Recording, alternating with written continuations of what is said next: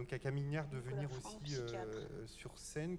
Camille Niard donc, nous a fait le plaisir de venir d'Auvergne-Rhône-Alpes pour présenter donc, avec le professeur Nicolas Franck qui sera en distanciel un sujet sur l'intégration des pères aidants, enfin la place des pères aidants dans les dispositifs psychiatriques. Bonjour. Merci Geoffroy, je vais commencer. Dans l'exercice n'est pas facile parce que je suis à distance et Camille est sur place. En tout cas, c'est un plaisir. J'aurais préféré venir à Bordeaux, mais malheureusement, là, je suis entre deux consultations dans mon CMP à la Pardieu à Lyon. Le sujet me tient à cœur, comme tu le sais. J'ai vraiment un grand plaisir à voir l'évolution sur ces quelques dernières années, avec le développement de la pérédance qui est considérable. Là, nous avons commencé l'enseignement de la 3e promotion du diplôme d'université pérédance en santé mentale avant-hier, avec un succès qui est croissant. Une place des pères aidants dans les services qui se consolide, une demande maintenant qui me touche particulièrement, une demande de professionnels de santé, en particulier paramédicaux, qui devient croissante, et une compréhension de ce qu'on peut attendre des pères aidants. Donc une place qui se consolide vraiment de manière notable, alors qu'il y a encore 5 ou 6 ans, il y avait des freins, probablement une certaine peur. Oui, merci pour les micros, parce que ça fait un petit peu d'écho. Si on peut les fermer, ce sera mieux. Merci beaucoup. Donc, des attentes qui sont très positives de la part des équipes, une place qui se consolide. Je vois ça à la fois dans les équipes mobiles, où ils ont toute leur place avec le case management, à la fois dans des structures ambulatoires comme les CMP et les CATTP, mais même en hospitalisation complète avec certains critères. Il y a encore des micros ouverts, ça fait des bruits métalliques. Je crois que, voilà, merci, c'est mieux comme ça. Donc, je crois vraiment qu'on assiste à une belle évolution avec une évidence maintenant que les pères aidants, l'intervention des pères aidants est nécessaire pour toute action en faveur du rétablissement pour la population accompagnée, en particulier toute action de psychoéducation, mais pas seulement, pour le recours aussi à des outils du rétablissement. Ça, c'est Camille qui va en parler plus juste après moi. Mais je pense que les équipes ont aussi pris conscience que la présence des pères aidants est un levier de changement pour mettre en place des pratiques orientées vers le rétablissement dans tous les dispositifs de santé mentale et de psychiatrie. Et ça, c'est quelque chose qui est assez nouveau, mais qui est vraiment en train de prendre une place très large en France. En ce qui concerne justement la psychoéducation, je trouve qu'une manière de faire intéressante, c'est vraiment de mobiliser les pères aidants très tôt autour des actions de psychoéducation, à la fois pour la construction des dispositifs psychoéducatifs ou d'éducation thérapeutique, et à la fois pour l'animation. Et pour information, nous avons mis en place des sessions de formation en commun entre les pères aidants en formation et les autres professionnels de santé mentale qui font la formation de psychoéducation. Et le DU de pérédance et le DU de psychoéducation ont une session de 3 jours en commun, ça c'était en janvier, et puis une demi-journée, ça c'était hier après-midi. Et je crois que ça a été apprécié de part et d'autre. Ça permet de créer le réseau et ça permet aussi bien aux pères aidants qu'aux autres professionnels d'apprendre à travailler ensemble. Donc ça, c'est quelque chose qui est aussi en train de se mettre en place. Alors je crois qu'il y a vraiment des critères pour que les pères aidants, et Bérénice l'a évoqué juste avant, puissent bien s'intégrer dans les équipes de santé mentale. C'est d'une part le fait qu'eux soient formés. Je pense que les 2 diplômes, on a parlé de la licence médiateur de santé père, du diplôme d'université, les 2 diplômes sont extrêmement importants. D'une part, pour pouvoir exploiter son savoir expérientiel, mais aussi pour pouvoir travailler en institution. Je pense que projeter quelqu'un comme ça, qui aurait juste un parcours de rétablissement un peu exemplaire, avec du recul qui serait pris, avec l'empathie nécessaire dans une équipe de soins ou une équipe médico-sociale, ce serait un petit peu dangereux à la fois pour l'équipe, puis à la fois pour la personne, parce que travailler dans une équipe sanitaire ou médico-sociale ou sociale, ça nécessite une certaine connaissance théorique et puis certaines aptitudes en termes de fonctionnement d'équipe. Donc les formations, elles ont aussi cet apport-là, c'est de permettre aux personnes de pouvoir travailler dans ces institutions-là, dans ces équipes. Et puis en parallèle, il est évidemment nécessaire d'accompagner les équipes, de les préparer à pouvoir accueillir un père aidant en leur sein. Donc je pense que la bonne alchimie, c'est pas du tout l'équipe qui n'a aucune préparation, le père aidant qui n'en a pas non plus, et puis la rencontre qui se fait par hasard bien ou très souvent mal, si on fait les choses comme ça. Mais c'est la préparation qui est une formation plutôt diplômante d'un côté, du côté du professionnel, et la préparation à travers différentes réunions, différentes sensibilisations, formation éventuellement de l'équipe à pouvoir travailler avec le père aidant, et puis après une période d'acclimatation dont Pérénice a parlé à l'instant, qui est évidemment nécessaire. Et c'est aussi pour que ça se passe bien la nécessité d'avoir un profil de poste qui soit bien établi, parce que l'action du père aidant, l'intervention du père aidant, elle va être très différente dans telle structure ou telle autre structure. Donc je pense qu'il faut vraiment préparer les choses avec un profil de poste bien précis dans le cadre d'une structure particulière qui prend en compte les possibilités du père aidant et qui prend en compte évidemment les attentes de l'équipe et les besoins de la population qui va être accompagnée. Et ce sera différent dans le médico-social, dans un CMP, dans un centre d'évaluation et d'orientation, dans une équipe mobile ou dans des unités d'hospitalisation. Et ça, Camille pourra en parler plus que moi, puisqu'elle a expérimenté un petit peu toutes ces possibilités-là. La place des pères aidants, elle est, je pense, extrêmement large. Ça, Camille aussi pourra en parler. Ça ne se limite pas à une intervention auprès de la population accompagnée, mais ça va aussi vers le développement de recherches spécifiques. Ça, Camille l'illustrera juste après. Et ça va également vers l'enseignement. La partie enseignement est extrêmement importante parce que si on veut évidemment développer les approches en interétablissement de manière très large, il faut que les étudiants paramédicaux, il faut que les étudiants en médecine, que ce soit le second cycle, dans le second cycle ou dans le troisième cycle pour les internes, comprennent ce qu'est la pérédance et sachent travailler avec des pérédants. Donc ce qui est très important en ce moment, c'est de permettre aux pérédants de pouvoir aller informer et former ces étudiants pour que plus tard, ils puissent travailler avec des pérédants et ils puissent être dans le cadre d'une pratique orientée vers leur établissement. Donc vous voyez que les missions des pérédants, elles vont au-delà des missions au sein des institutions de santé mentale, médico-sociales, sanitaires ou sociales également. Elles vont également du côté des instituts de formation, des universités. Et elles vont également du côté de la recherche, parce qu'on ne peut pas faire une bonne recherche dans le domaine du rétablissement ou dans le domaine de la pérédance, évidemment, sans travailler avec les pérédants.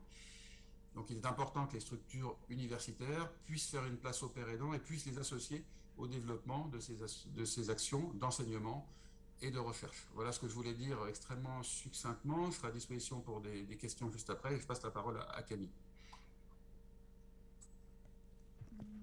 Bonjour, ça marche aussi.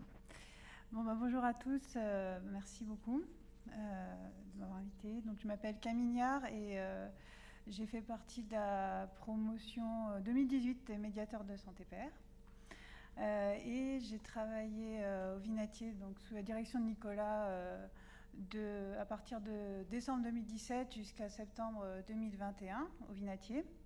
J'ai traversé divers services pendant ces 4 ans. J'ai toujours été rattachée au centre ressources de réhabilitation psychosociale, où j'avais des missions d'enseignement, comme Nicolas a dit, de sensibilisation des équipes, sensibilisation tout public aussi, en lien avec la chargée de communication Floriane Dodoroff, et aussi de développement de projets. Par exemple, un des grands projets que j'ai développé avec un autre père aidant qui s'appelle Lee Antoine, que j'ai recruté, qui est venu à compléter l'équipe avec un financement Fondation de France, c'est l'Observatoire du rétablissement. Voilà.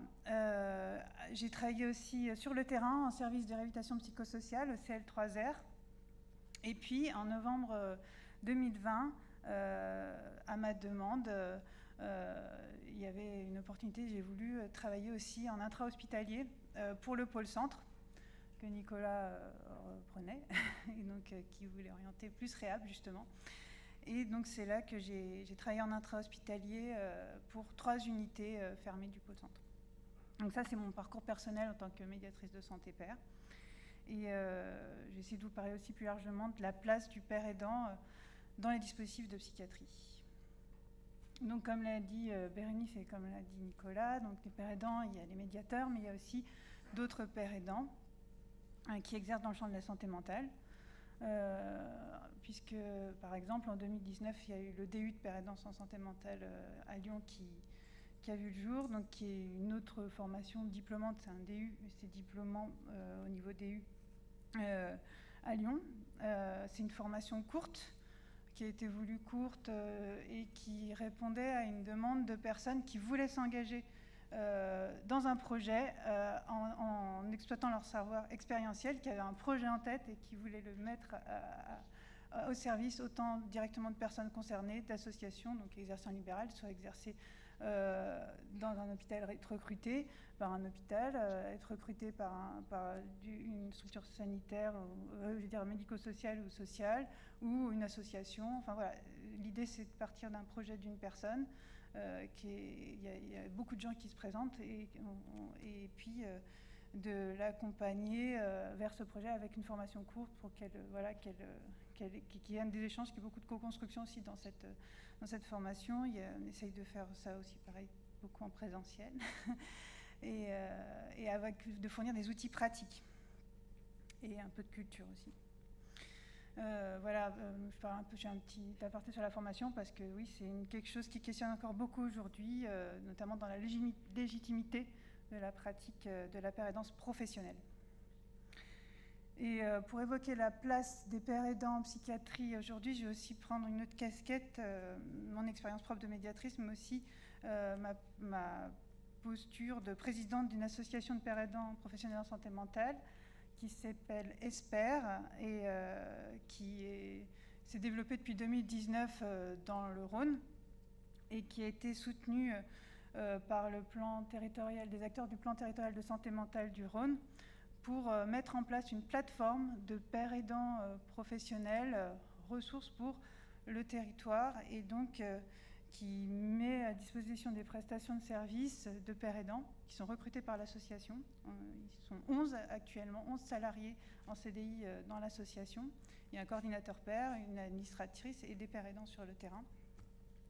Et donc qui travaillent avec les 3 hôpitaux de Lyon. Les structures sanitaires médico-sociales, des structures médico-sociales du territoire, et aussi qui se mettent au service directement des personnes concernées qui peuvent venir dans les locaux d'ESPER ou dans des annexes à la maison de la métropole, par exemple, pour être accompagnés, reçus, pères aidés par les pères aidants d'ESPER. Voilà. Donc, comme depuis ce matin, on l'a dit, la place des pères aidants dans les dispositifs de psychiatrie, elle est très très variée aujourd'hui. Et cela, même si on n'est encore pas très nombreux sur les territoires, puisqu'on doit être environ, je pense, voilà, c'est un peu au doigt mouillé, mais on doit être à peu près 250 max, quoi, pratiqués entre les médiateurs, les pères aidants du DU et d'autres pères aidants qui travaillent dans le champ de la santé mentale. Et en plus, ces pères aidants, ils peuvent intervenir à tous les niveaux. Il y a des expérimentations aux urgences même qu'il y a eu. Je sais qu'avec ESPER, on a essayé d'intervenir aux urgences, en équipe mobile, en intra-hospitalier, en réhab, en CMP, en centre expert, auprès des proches aidants, etc. Et alors, quel est le rôle de ce père aidant dans les dispositifs de psychiatrie ? Donc pour moi, il a 5 fonctions clés qui se rejoignent et qui font sens. Déjà, travailler sur l'autostigmatisation. Pour tout père aidant, c'est quelque chose qu'on a vécu, qu'on peut travailler et transmettre. En partageant sur nos ressentis dans le domaine, ça peut aider l'autre à dépasser l'interdiction de faire, de penser ou de s'émouvoir que sous-tend cette autostigmatisation. Ça, c'est un premier point important, je pense. Bon, réveiller l'espoir du père aidé, ça, on en parle beaucoup. Et l'accompagner vers son rétablissement en partageant des stratégies qui nous ont aidés pour qu'il trouve les siennes. Agir pour la déstigmatisation. Ça tourne beaucoup autour de la déstigmatisation parce que je pense que c'est vraiment un point clé de la père dans ce travail sur la stigmatisation, quelle qu'elle soit. Donc la déstigmatisation des personnes porteurs de troubles, et ça auprès des professionnels, des proches, des tout venants aussi. Et ça, grâce un peu à notre casquette double d'aidants professionnels et de personnes concernées. De contribuer à l'autodétermination et au pouvoir d'agir de la personne directement concernée et de participer à assouplir les dispositifs et à réduire les méthodes coercitives. Alors, sur ce dernier point, je voudrais vous donner un exemple, par exemple, de ce que je faisais quand j'étais en intra, ce que j'ai eu l'occasion de faire quand j'étais en intra. J'ai participé à des groupes de travail sur la réduction du recours à la chambre d'isolement et de la contention. Et ma voix, dans ces groupes, avait une résonance particulière parce que, justement, à cause de cette double casquette de personnes officiellement concernables par la mesure et membres de l'équipe. Donc, ça résonnait un peu, d'une façon particulière que j'assumais totalement dans le groupe de travail. Et je trouvais que c'était une force, justement.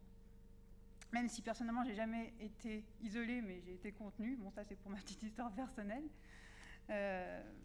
Et cette parole, elle a été écoutée de toute façon avec ce frise particulier du fait qu'on peut être concerné par la mesure, je sentais. Et du coup, ça les faisait réfléchir un peu peut-être autrement. Ça sensibilise les professionnels à passer autre chose comme méthode.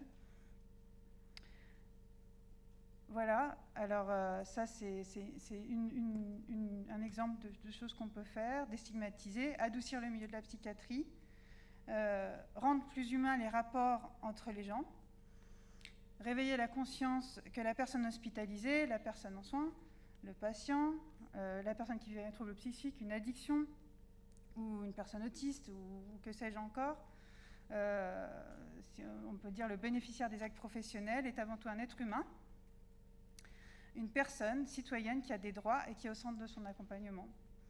Ça veut dire que les professionnels doivent être à l'écoute de ce qu'elle a besoin et se concentrer, si on travaille dans le paradigme du rétablissement, sur les forces de cette personne. Donc les forces, c'est une chose, et essayer de faire avec les vulnérabilités, voire de les transformer, en faire sortir la puissance de ces vulnérabilités actuelles, travailler son pouvoir d'agir, son autodétermination, et donc que la personne prenne conscience qu'elle peut agir pour elle, c'est ça tout l'autodétermination, je pense, et si ce n'est pas le cas, qu'elle reprenne confiance en elle pour reprendre sa vie en main. Bon, aujourd'hui, il n'y a pas une méthode, et je pense qu'il n'y aura jamais une méthode unique pour faire pratiquer la paire et danse. Aujourd'hui, on n'est plus dans l'innovation, je pense, en France, mais on n'est pas encore dans une routine. Et dans les dispositifs de psychiatrie, il y a beaucoup de chemins pour pratiquer la paire et danse. Il y a différentes façons d'incarner cette fonction, qui est de travailler à partir de son savoir expérientiel. On est travaillé dans la juste proximité avec le pair aidé, tout en travaillant de concert avec le reste de l'équipe. Cette équipe, ce sont des professionnels qui peuvent être concernés comme tout le monde, de près ou de loin, puisque la majeure partie de la population l'est soit par un proche, soit par une histoire personnelle, qui peut être réglée ou pas d'ailleurs. Mais en tout cas, ce n'est pas leur raison d'être au travail. Et nous, on est là pour faire du lien entre ces professionnels avec lesquels on est censé travailler sur un pied d'égalité, qui peuvent être des éducateurs, des infirmiers, des médecins, des aides-soignants, des ergothérapeutes, des métiers, et avec qui on peut être amené à faire de la médiation avec les patients. Et pour ça, je trouve vraiment, je reconnais que le terme de médiateur de santé pair, j'aime beaucoup pour ça. Il est très juste pour ça. Et dans ma pratique, moi, je travaillais beaucoup en éducation thérapeutique du patient quand j'étais en réhabilitation psychosociale, où, comme l'a dit Nicolas, j'animais et je co-animais des groupes. Je participais à l'élaboration des contenus aussi et des supports. J'ai mis en place aussi un groupe qui n'existait pas, par exemple, sur la parentalité, parce que c'était un sujet qui me tenait à cœur et qui n'était pas encore développé. J'ai eu également dans ma pratique tout de suite accès au fait de recevoir des personnes en entretien individuel. On m'a fait cette confiance, mais dès le départ. Et moi, parce que j'avais un peu pratiqué avant dans une association aussi, je pense que ça a joué. J'avais aussi eu une autre formation avant de personnes ressources en santé mentale qui m'a beaucoup aidée, qui était une formation courte et qui était beaucoup dans la co-construction. Et tout ça m'a donné, je pense, j'avais l'appétence et m'a donné aussi l'élan pour pouvoir pratiquer relativement vite en fait des choses. Et donc recevoir des personnes en entretien individuel seul à seul, qu'est-ce que ça donnait? C'était des échanges qui pouvaient être très très riches, toujours autour du savoir expérientiel. La discussion était soit très libre, soit plus orientée, soit plus à une discussion qui était un peu psychoéducative aussi. Ça dépendait en fait, ça dépendait de la personne, voilà. J'étais dans une posture d'écoute, cette écoute active, une écoute empathique aussi. Comment je la définis, cette écoute? J'entrais en résonance avec la personne en me servant de cette expérience vécue, la mienne, que j'avais digérée, l'expérience des troubles, de la posture d'auto-stigmatisée et la posture, et puis mon expérience de rétablissement. Et donc je me mettais en proximité avec ces personnes que je recevais et je donnais un peu de mon histoire, si nécessaire. Mais j'étais surtout là pour écouter ce qu'elle avait à dire et je me servais de l'identification juste pour rebondir. pour qu'ils prennent conscience de leur potentiel, comme j'ai dit tout à l'heure, et qu'ils avancent sur leur propre chemin de rétablissement, car tous les chemins sont uniques. Donc ça, c'est les entretiens individuels. Les entretiens individuels, je les ai beaucoup aussi pratiqués en unité fermée d'hospitalisation. Alors là, on est beaucoup plus proche de la crise. On est à l'hôpital parce qu'il y a un moment aigu qui s'est réveillé.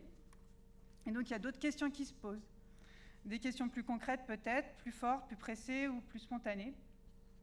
Et là, j'ai trouvé qu'on travaillait plus sur la gestion des symptômes et aussi sur la question de l'étiquette, du diagnostic, de l'annonce diagnostique, s'il y a une annonce diagnostique qui a été faite. Et la question de j'ai envie de savoir ce que j'ai. Et donc la médiation avec les médecins à ce sujet. Après, on faisait des entretiens avec le médecin en trinôme pour que la personne trouve la force de poser ces questions avec l'entretien préparatoire qu'on avait fait ensemble. La question de j'accepte ou pas l'étiquette qu'on me donne, j'accepte ou pas le traitement qu'on me donne. Et qu'est-ce que j'en fais de cette étiquette, mais qu'est-ce que ça veut dire? Donc tout ça, ça veut dire entrer dès le départ dans quelque chose d'un peu de l'ordre de la psychoéducation, l'éducation thérapeutique, en incitant les personnes à se renseigner, en leur donnant les outils pour qu'elles se renseignent, en leur donnant aussi quelques billes si on a les billes qui leur vont, à dédramatiser la situation, à remettre les mots à leur juste place, parce que c'est quand même beaucoup des histoires de mots aussi, des fois, ces choses-là. Et pareil, avec les mêmes outils, donc l'identification, l'échange, le partage expérientiel et l'écoute empathique. Puis en intra, il y avait une question plus prégnante, j'en ai parlé tout à l'heure, qui est d'être alerte sur les mesures coercitives, les privations de liberté diverses que les membres de l'équipe sont amenés à faire. Donc il y a aussi un aspect de défense des droits, d'inciter les personnes surtout à se placer là, à connaître leurs droits, à avoir une personne de confiance par exemple, et à les sensibiliser à rédiger leurs directives anticipées en psychiatrie. Même si ce n'est pas forcément le lieu, l'intra, pour construire ce plan, c'est un moment particulier où on peut être très sensible à l'utilité de cet outil et on peut faire connaissance avec lui pour l'affiner une fois sorti de l'hôpital ou une fois plus ancré dans la réalité s'il y avait un désancrage qui a conduit à cette hospitalisation. Voilà, donc merci. Il y a encore quelques trucs à dire.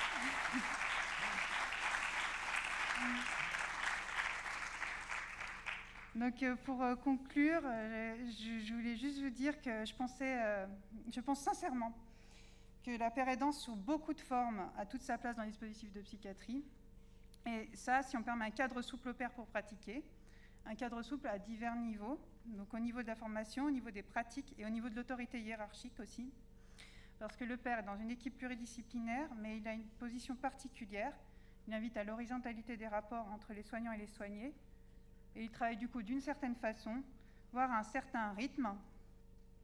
Moi, par exemple, je tenais beaucoup à ne pas travailler en blouse blanche.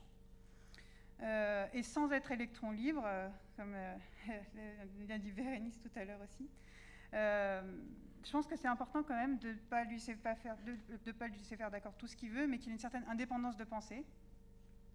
Cela, notamment afin d'éviter une hybridation trop en défaveur de sa posture avec les corps de métier dominants, par le nombre ou l'envergure, comme les infirmiers, les éducateurs ou dans certains cas les psychiatres. Et ce cadre libre, c'est le cadre du métier. Et à ce propos, certaines associations de pères aidants, comme En Route en Belgique, je ne sais pas si vous en avez entendu parler, En Route cherchent à fédérer les pères aidants pour travailler à une charte internationale. D'autres souhaitent proposer un ordre de pères aidants. Et à Esper, par exemple, nous, à un niveau local, les pères s'engagent à respecter une charte de valeurs de pratique de la pérédance, cela, quelle que soit la formation de base. Ils ont tous une formation, ils s'engagent à suivre une formation, mais ils s'engagent aussi à travailler avec une charte de valeurs. Donc quelque chose d'interne au métier pour que cette pratique ne soit pas définie en creux par rapport à d'autres corps de métier. Merci.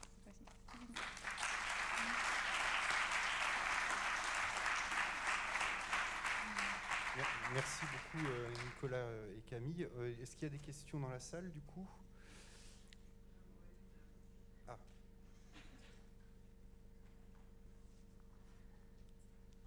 Oui, merci beaucoup pour de ces interventions. Je suis un peu comme le directeur de l'ARS, je suis arrivé en connaissant assez peu, même si j'en avais entendu parler, notamment à l'époque de Jean-Hugues Roland, cette notion de père aidant. Et ce que vous dites, madame, là, m'ouvre, puisque moi je suis psychiatre, sur certaines de choses. Alors, effectivement, vous faites tiers, finalement, dans des équipes entre des soignants et des patients. Et le fait d'avoir une expérience de patiente vous permet effectivement d'aider à formuler des demandes, parce que vous voyez bien que peut-être des fois, nous les soignants, on ne sait pas toujours aider à formuler vraiment des demandes, aider à questionner des diagnostics. Souvent les gens ils ne nous demandent pas spontanément des diagnostics, etc. Et puis alors moi ce que je suis très sensible au fait que vous soutenez aussi, alors donc du coup la dimension d'humanité des soins, qui est quelque chose qui est un peu battu en brèche par beaucoup de données maintenant, parce qu'il faut aller vite, parce qu'il y a des protocoles. Et ça, le fait d'être dans cette position, d'avoir été vous-même une fois en contention, vous fait alerter les soignants sur le fait que c'est pas anodin d'être en contention. Et du coup, vous aidez à apporter de l'humanité. Et du coup, je vois bien que c'est une place, parce que moi je ne savais pas exactement si cette place pouvait être dans la confusion, et là vous précisez bien, c'est une place de tiers, voilà. Merci. Oui, je ne sais pas si c'était une question ou juste...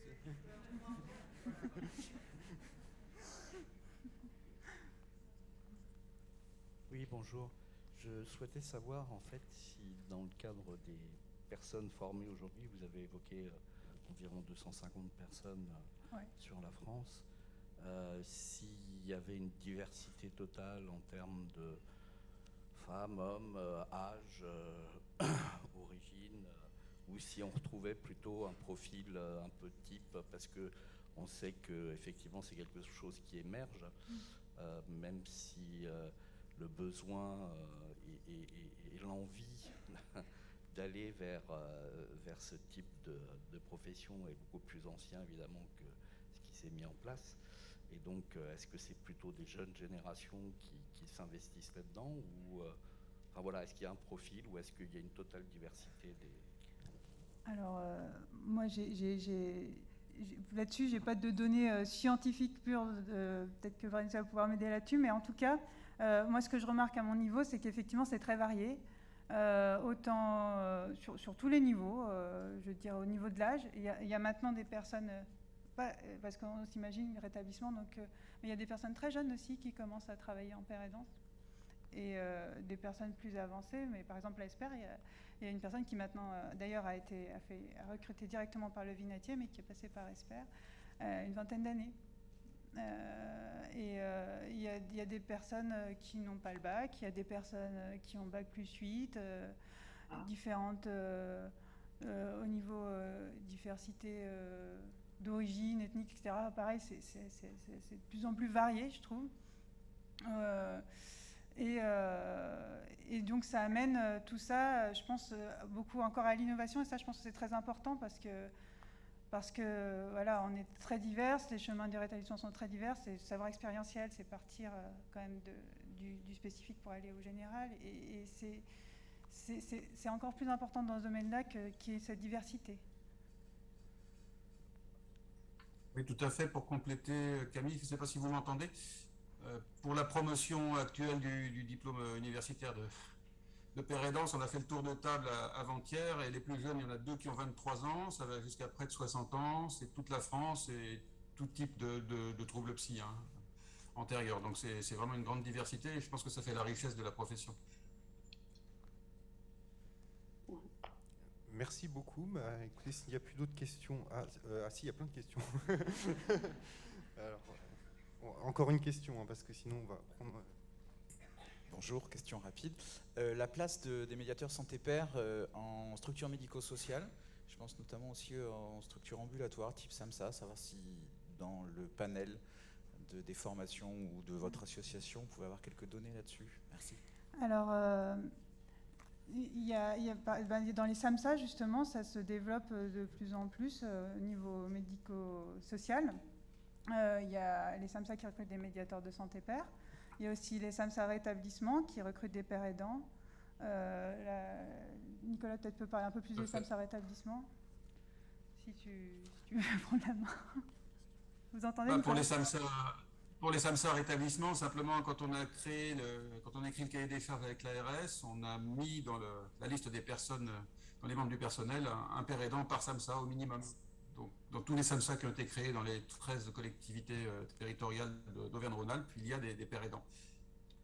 Et c'est vrai qu'à Esper aussi, on travaille beaucoup avec le médico-social. Donc, c'est des interventions à la demande et ça fait partie des missions, le médico-social. Ouais. Peut-être une question en ligne. Alors, il y a beaucoup de questions en ligne aussi. Je pense qu'on pourra y répondre peut-être durant la journée, au cours de la journée. Là, peut-être une question qui est assez intéressante. Y a-t-il des pères aidants dans les conseils des usagers dans les hôpitaux psychiatriques? Alors, en tout cas, il y a un père aidant dans le conseil d'éthique du Vinatier. Donc, je ne sais pas si ça répond à votre question.